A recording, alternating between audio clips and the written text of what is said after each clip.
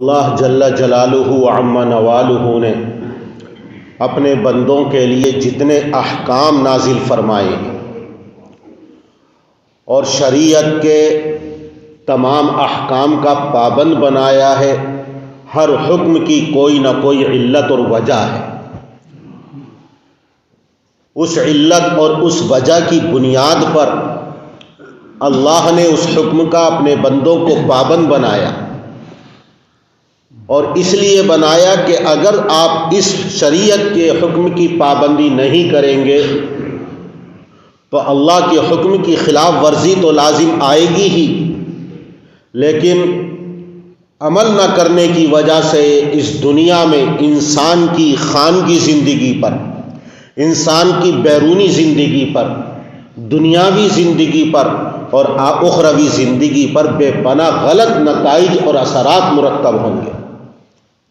دنیا میں بھی وہ نقصان اٹھائے گا، تباہ اور بربادی کا سامنا کرے گا، اور آخرت میں سوائے نقصان، ٹوٹے اور خسران کے کچھ بھی نہیں ملے گا۔ اس لیے اللہ کے ہر حکم کے اندر کوئی نہ کوئی حکمت ہے، کوئی نہ کوئی مصلحت ہے، اگرچہ اللہ کے بندوں کی وہاں تک نظر نہ پہنچے اور اللہ کے اس حکم کی وجہ اور علت کو وہ نہ سمجھ سکیں، لیکن بندگی کا اور عبدیت کا یہی تقاضا ہے کہ جو ہمارا خالق ہے، جو ہمارا مالک ہے، جو ہمارا پالن ہار ہے، جس نے تمام نعمتوں سے ہمیں نوازا ہے، جس نے دنیا کے اندر ہمارے ذریعہ معاش کا انتظام فرما دیا اور اتنی بے شمار نعمتوں سے نوازا کہ ہم ان کو احاطہ شمار میں لا نہیں سکتے،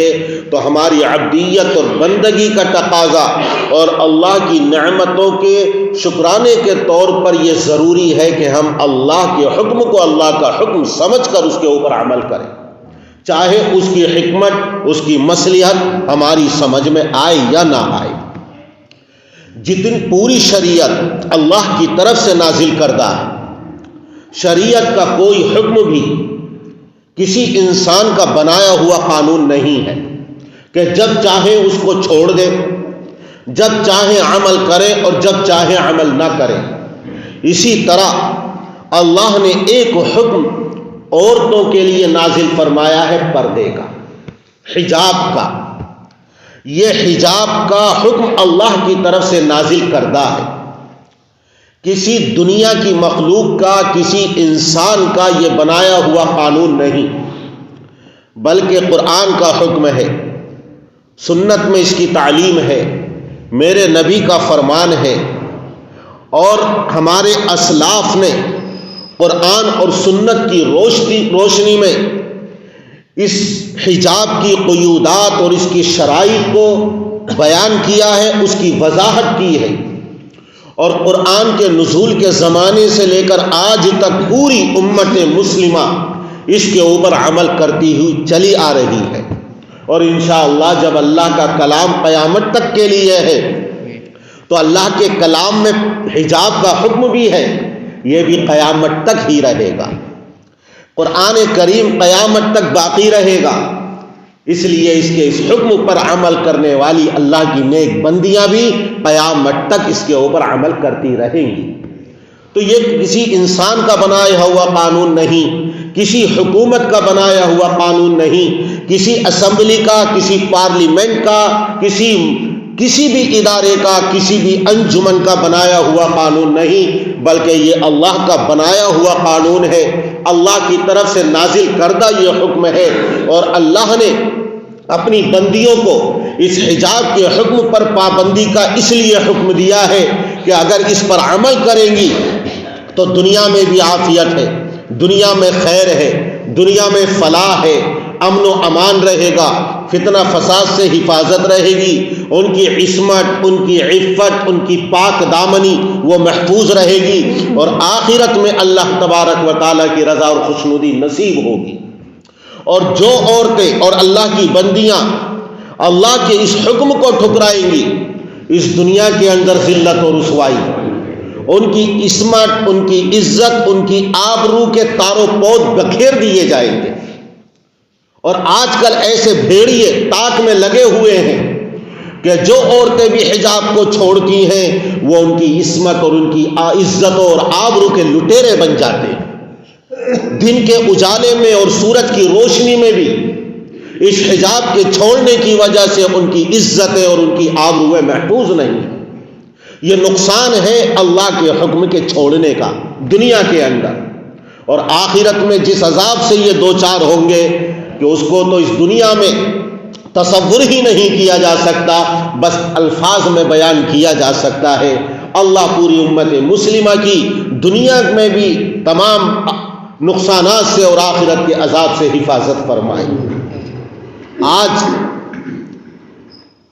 عورت کے نام پر اور پردے کے نام پر پورے عالم میں اسلام کے خلاف ایک پروپیگنڈا کیا گیا، اور خاص طور سے یورپ نے، مغربی تہذیب نے، اسلام دشمن عناصر نے کہ عورت کے اوپر ظلم کیا ہے،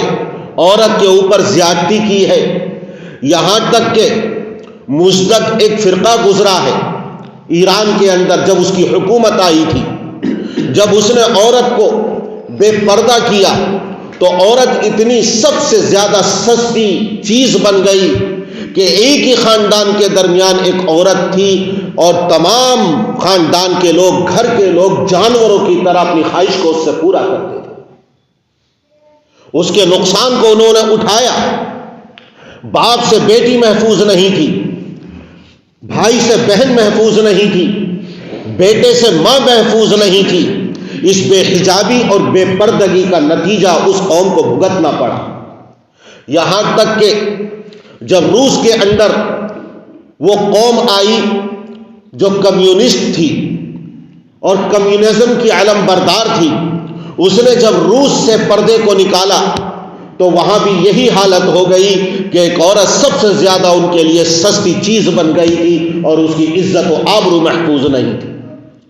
اور یہ مغربی پروپیگنڈا پورے عالم کے اندر زور و شور پکڑا اس نے، یہاں تک کہ جرمنی میں، امریکہ میں، یورپ میں، انگلینڈ میں اور دنیا کے کتنے ممالک میں جہاں بے پردگی عام ہے، اور جہاں کے لوگوں نے، کتنے لاکھوں لوگوں نے یہ نظریہ اختیار کیا کہ صرف نیم اوریاں ہی لباس نہیں بلکہ ہم اپنے بدن پر کوئی بھی کپڑے کا ایک ٹکڑا رکھنا گوارا نہیں کریں گے، اور ہم پوری زندگی، مرد ہو یا عورت، چھوٹے ہو یا بڑے، جوان ہو یا بوڑھے، سب برہنہ حالت میں زندگی گزاریں گے۔ اور لاکھوں کی تعداد میں ان ممالک میں ایسے لوگ ہیں جو بالکل برہنگی کی اور عریاں زندگی گزار رہے ہیں، جس کی وجہ سے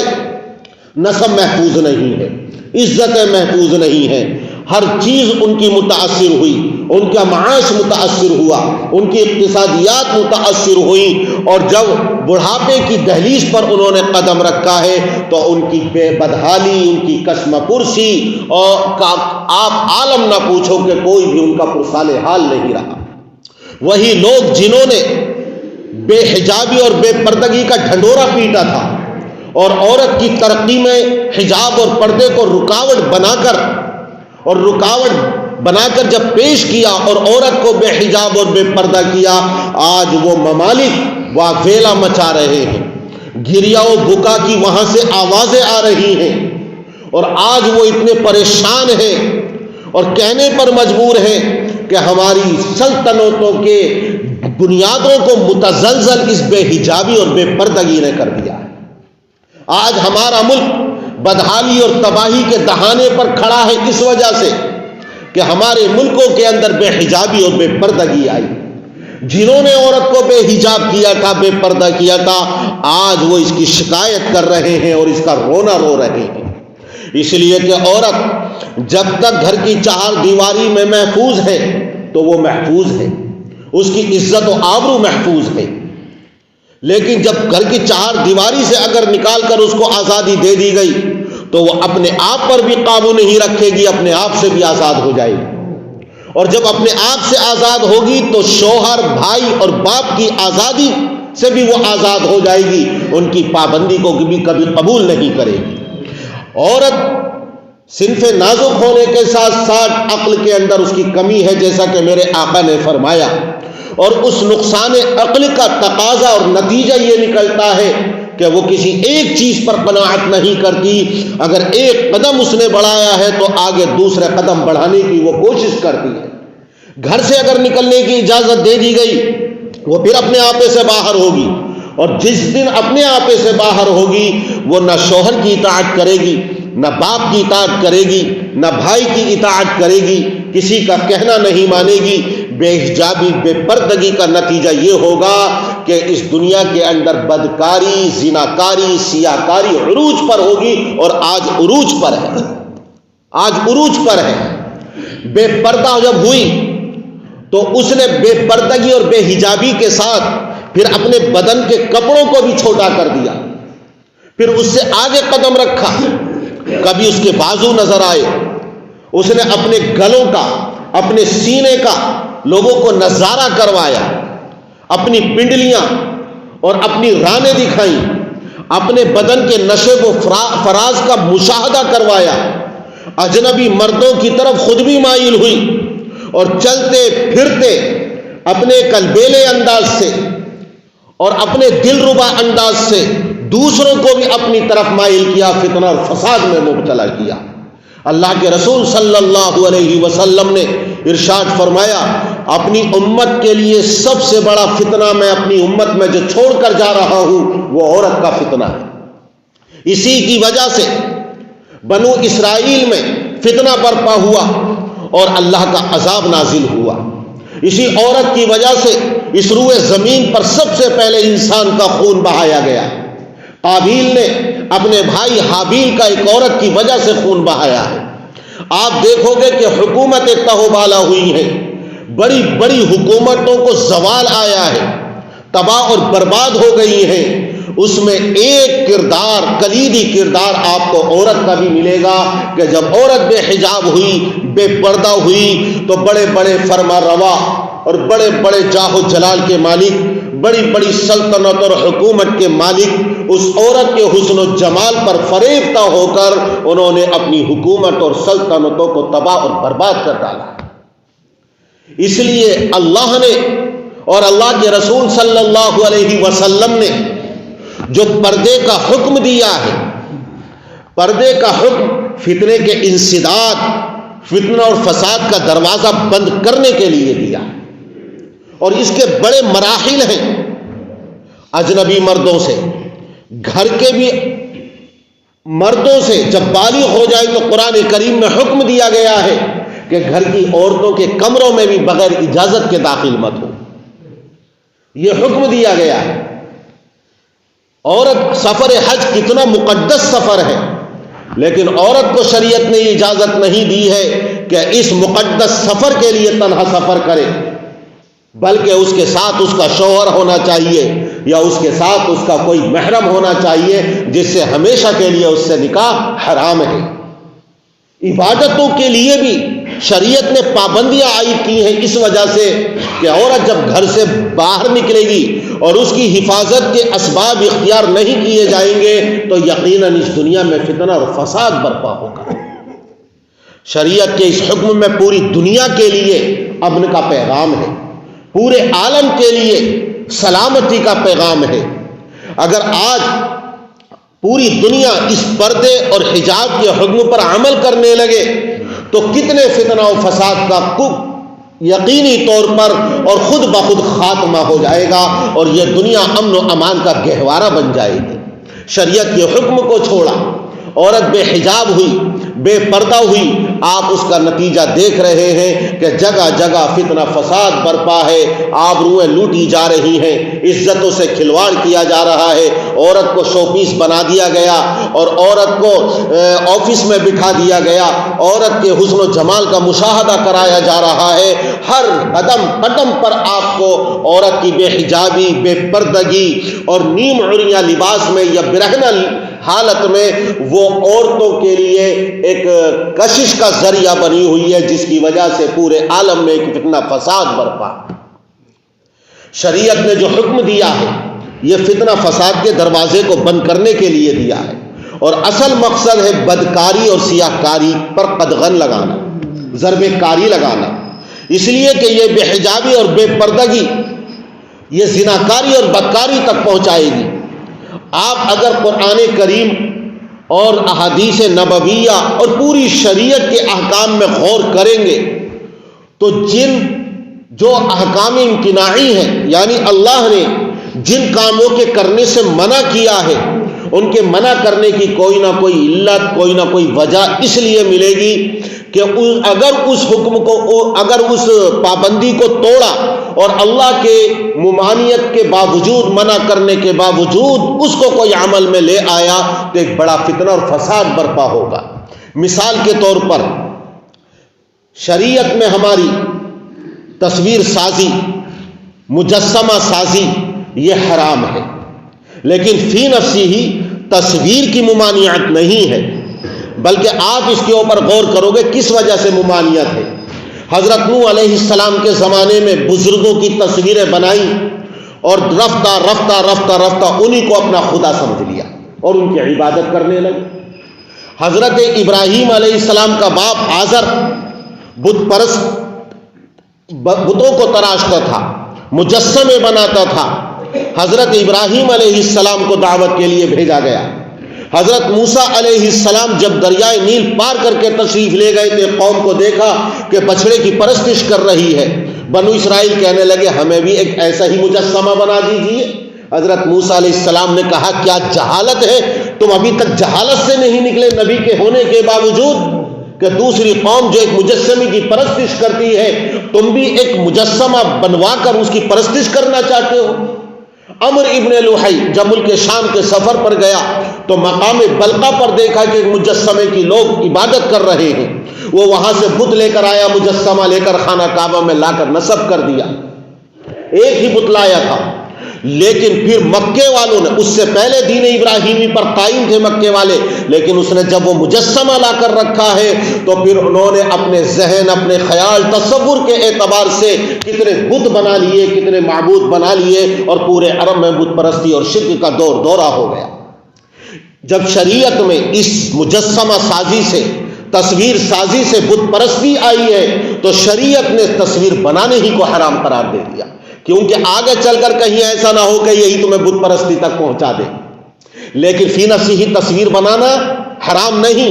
اس لیے کہ آپ سمندر کی بنائیں، دریاؤں کی بنائیں، چاند کی بنائیں، سورج کی بنائیں، کھیتی کی بنائیں، پہاڑوں کی بنائیں، درختوں کی بنائیں، فضاؤں کی بنائیں، شریعت نے منع نہیں کیا ہے۔